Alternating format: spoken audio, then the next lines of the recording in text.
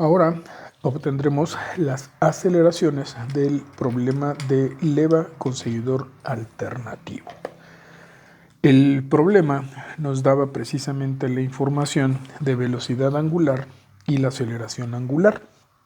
Y el problema nos indicaba que la leva giraba a una velocidad de 30 revoluciones por minuto en sentido antihorario, contrario a las manecillas, y la aceleración angular de la leva era de 9 radianes por segundo cuadrado en sentido contrario. Entonces, con esta información nosotros podemos comenzar a determinar cada una de las componentes o de las aceleraciones de los respectivos eslabones. Específicamente aquí voy a comenzar convirtiendo estas 30 RPM a radianes, que es un equivalente a 3.141 radianes sobre segundo, para precisamente determinar las aceleraciones. Nuevamente vamos a comenzar con la aceleración de A cuando pertenece a la leva, que en este caso es 2, y sabemos que por el tipo de movimiento, que es una rotación no centroidal, generalmente en las levas, vamos a tener dos términos, una componente tangencial y una componente normal, donde la componente tangencial la podemos determinar con la aceleración angular de la leva, que es un dato, por el radio del eje de rotación al punto donde se deriva el movimiento. Si recordamos, aquí lo que les comenté en el video de velocidades es que hacemos como gorda o hacemos un poco más grande precisamente la leva, de tal suerte que la cara donde está en contacto con la carretilla prácticamente la hacemos ahora en contacto directo con lo que es el seguidor. El análisis es prácticamente el mismo, entonces por esa razón voy a utilizar el radio de 6.3 centímetros. La aceleración de A2 tangencial son los 9 radianes sobre segundo cuadrado por 6.3 centímetros, nos da una aceleración de 56.7 centímetros sobre segundo cuadrado. En el caso del término normal de A2, la podemos determinar como la velocidad angular al cuadrado por el radio del eje de rotación a nuevamente el punto donde se deriva el movimiento. La aceleración de A2 normal la podemos determinar o quedaría determinada como 3.141 radianes por segundo al cuadrado por el radio de 6.3 centímetros. La aceleración de A2 normal nos quedaría 3.141 al cuadrado por 6.3. Nos da una magnitud de 62.15 centímetros sobre segundo cuadrado. Gráficamente, aquí voy a representar, este sería el eje de rotación de lo que es la leva, y por aquí voy a trazar el radio nuevamente del eje de rotación de la leva a el punto A. Es importante no perder de vista que nos están dando la aceleración angular del elemento 2 que gira en sentido horario. Por esa razón, la componente tangencial de A2 es totalmente horizontal hacia la derecha. En el caso de la componente normal, y por definición sabemos que siempre la componente normal va a ir dirigida hacia el eje de rotación, en este caso al punto O2. Entonces ahí ya determinamos cada uno de los términos o componentes de la aceleración de A cuando pertenece a 2. Aquí es importante, por ejemplo, en nuestro problema, si nosotros observamos, el elemento 4 nada más se traslada, ¿sale? Pero en el caso de la leva, si nosotros observamos, tiene por lo menos 3 o 4 radios, por lo menos. Puede tener más, evidentemente. Pero en este caso, como estos radios no son constantes, ¿vale? Dependemos en qué instante nosotros queremos hacer el análisis, ya sea de velocidades y aceleraciones, los radios no van a ser los mismos, evidentemente. Por lo tanto, ya estoy cumpliendo con una de las características. La segunda, la leva rota. Por lo tanto, es necesario plantear nuestra ecuación de la siguiente manera. En este caso, para aceleraciones sí es importante y vamos a decir que la aceleración de A4 es igual a la aceleración de A2 más la aceleración relativa de 4 cuando 2 es fija, más el término aceleración de Coriolis. ¿Vale? ¿Por qué aparece Coriolis? Por lo que les acabo de explicar. Hay radios que no son constantes y esos radios que no son constantes están girando. Por esa razón aparece el término aceleración de Coriolis. Ustedes, si nosotros observamos, ya determinamos las componentes respectivamente de la aceleración de A cuando pertenece a 2.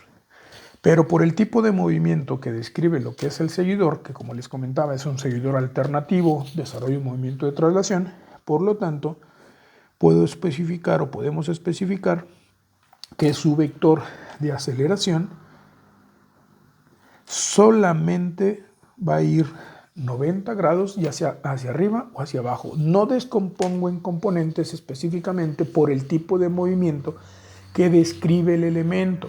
Como es una traslación, no descompongo en sus respectivas componentes, ¿vale? Por el tipo de movimiento. Entonces ya conocemos por lo menos algo de la aceleración de A4. El término relativo, si ustedes recuerdan un poco lo que hicimos en velocidades, podíamos, vean, es el mismo vector, es un deslizamiento. En este caso, por la ecuación como yo la planteé, es este el vector, ¿sale? El que voy a utilizar y voy a pintar a continuación. Si yo estoy suponiendo, o si nosotros estamos suponiendo a nuestra leva como fija,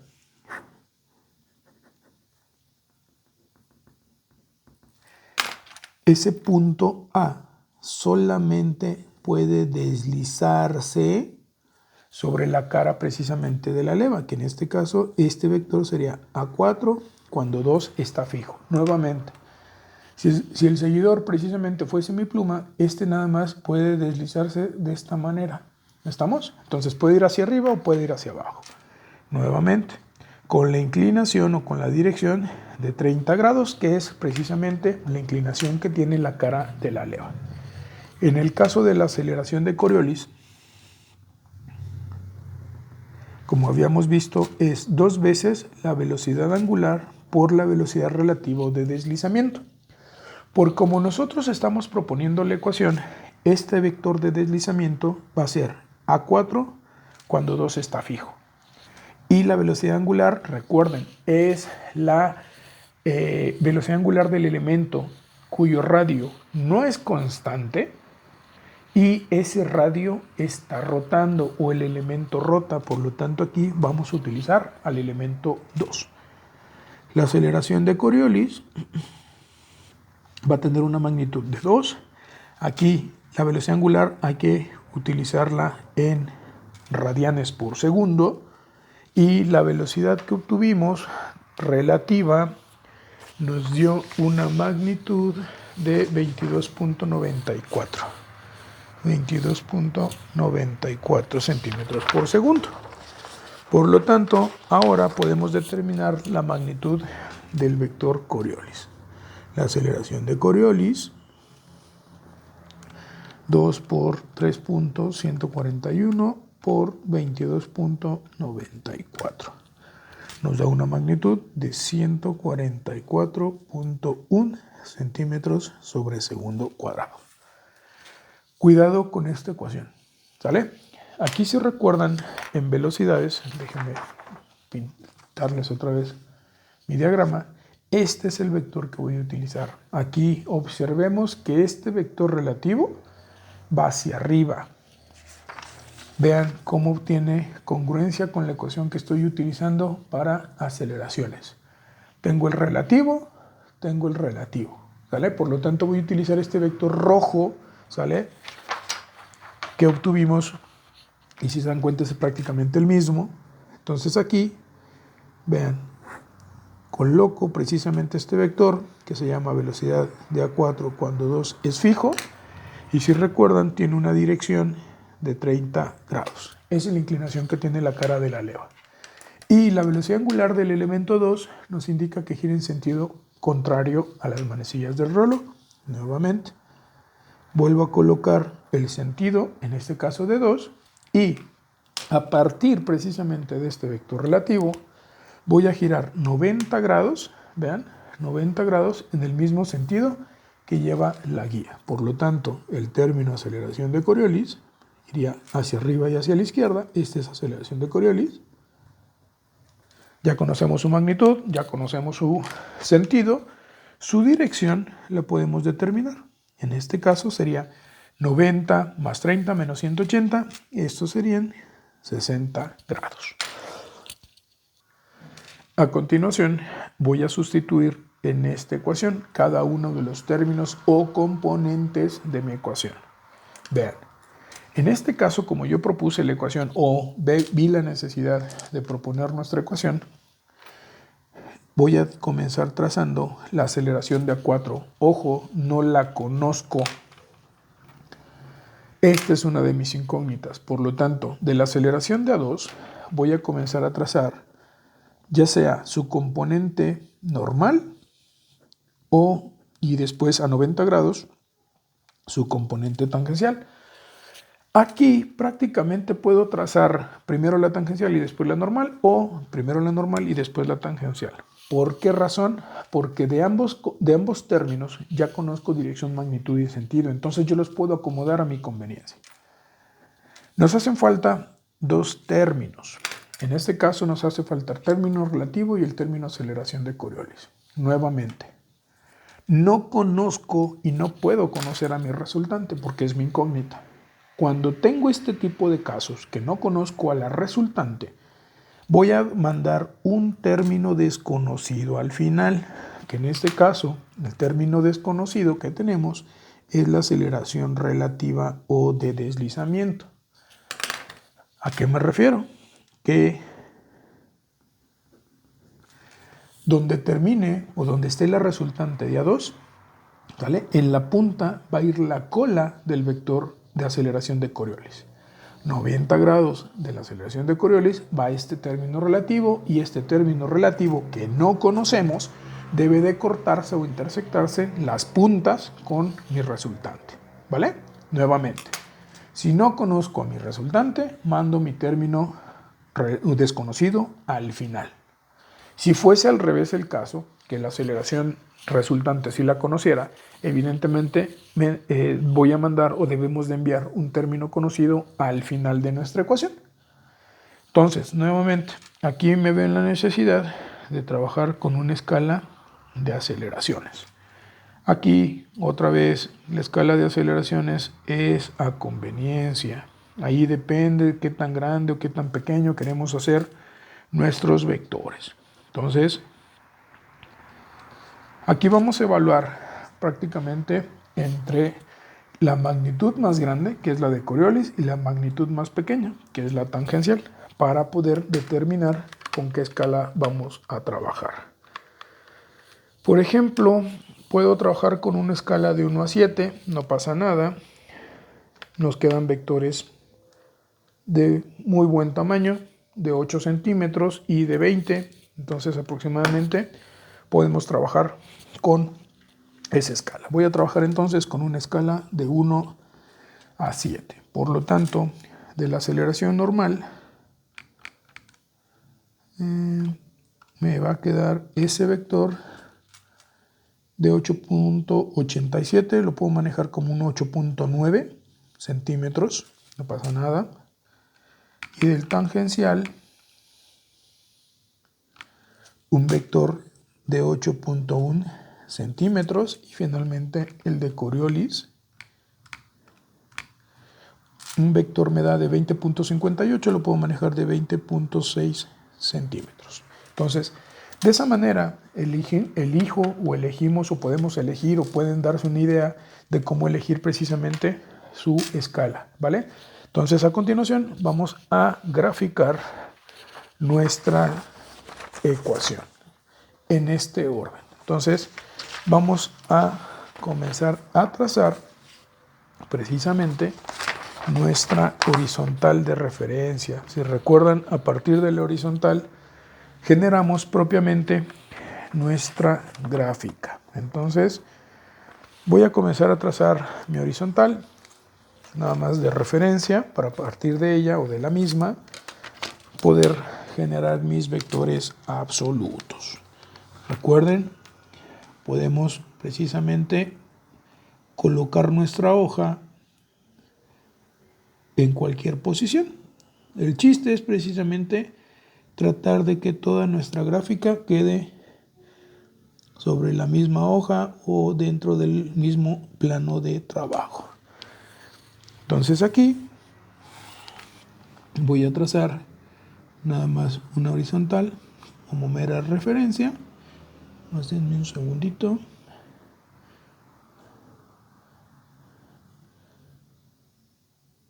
Creo que ahí está.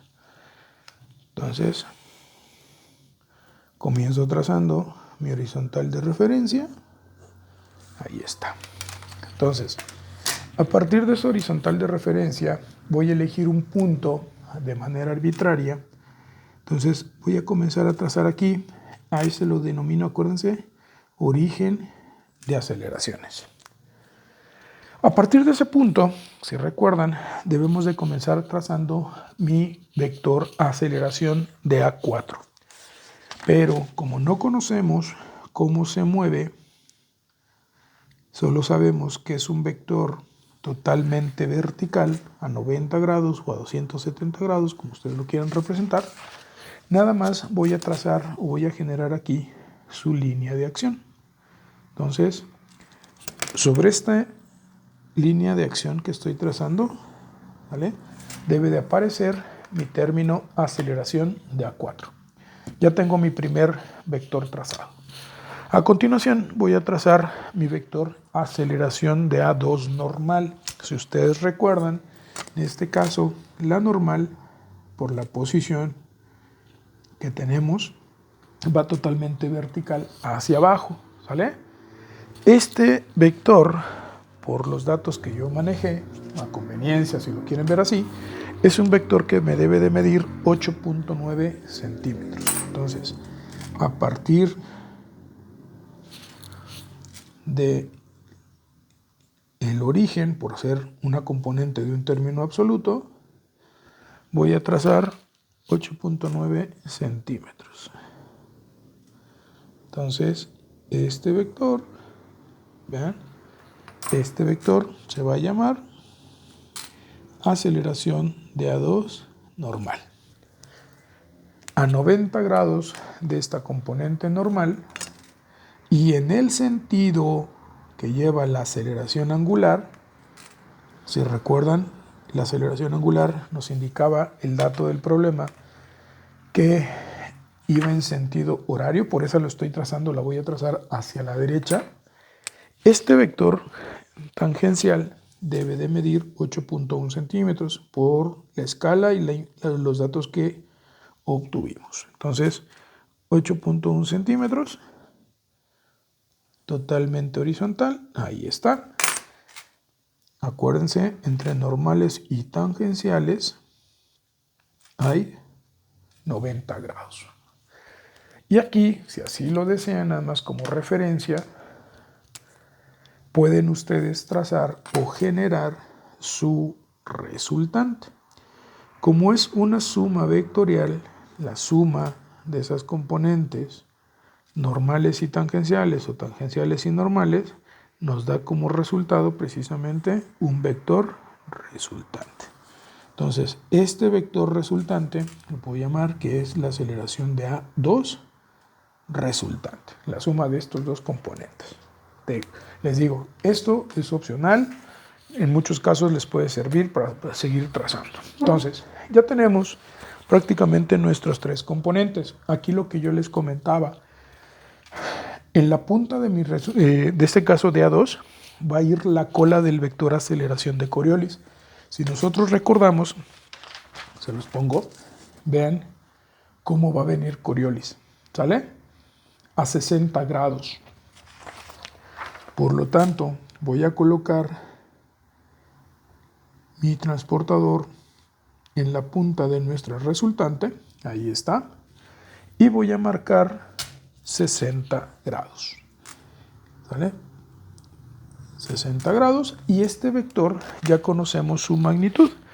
Este vector tiene una magnitud de 20.6 centímetros. Aquí nada más voy a trazarlo con lápiz y ahorita comienzo a entintarlo.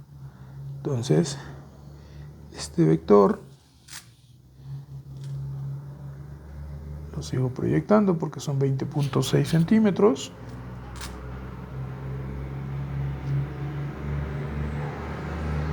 Ahí está. Entonces, este vector, como les comento, en mi caso, por las magnitudes, por las escalas que estoy manejando, debe de medir los 20.6 centímetros. Entonces, aquí, por ejemplo, denme un segundito. Son 15, me faltan 5.6 centímetros. Entonces, este vector aceleración de Coriolis, su magnitud estaría hasta aquí, 5.6, ahí está. Entonces, ahora sí, ya puedo colocarle adecuadamente su magnitud y evidentemente su dirección. Por lo tanto, este vector, como les comento, va a salir de la punta de la resultante de A2, ¿vale?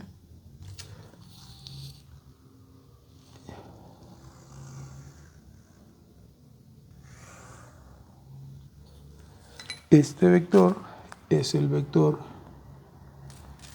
aceleración de Coriolis que estoy generando con una dirección de 60 grados. La punta de Coriolis está acá arriba, chicos. Por lo tanto, a 90 grados de este término aceleración de Coriolis voy a trazar el término relativo o término de deslizamiento. Entonces, 90 grados perpendicular, o es más, ahorita se los demuestro.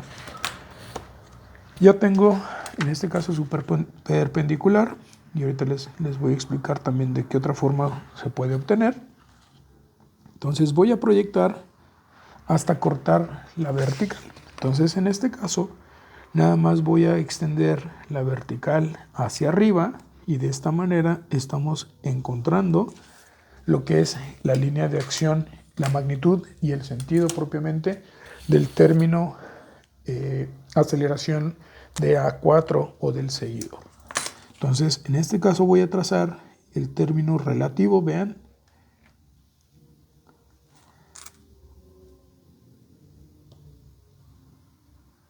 Hasta que corte con la vertical.